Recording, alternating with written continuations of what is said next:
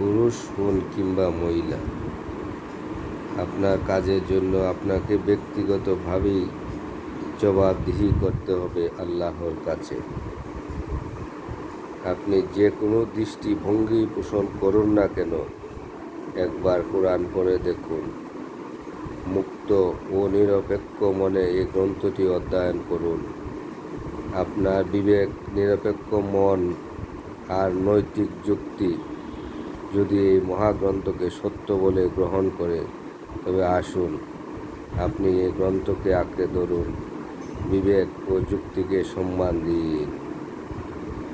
আপনার বিবেক যদি এটিকে সত্য ও বাস্তব বলে গ্রহণ করে, তবে কি আপনি আপনার বিবেকের বিরুদ্ধে যাওয়া ঠিক হবে? পৃথিবীতে যত বই, পুস্তক ও যত গ্রন্থই লেখা হয়, সেটা যে কোনো বিষয়ে লেখা হয়ে থাক না কেন, তা মূলত লেখা হয় অনুসরণ, বাস্তবায়ন ও কার্যকর করার জন্য।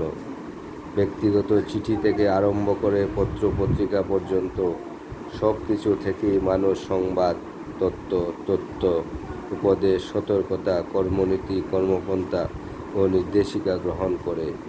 কিন্তু কোরআনের ব্যাপারটি কি আচরণ করা হয় কোরআনের সাথে? আল কোরআন তো মানুষের স্রষ্টা, মালিক ও প্রতিপক্ষ আল্লাহর বাণী। এই বাণীতে তিনি গোটা মানব জাতির জন্য জীবনযাপনের নির্দেশিকা প্রদান করেছেন।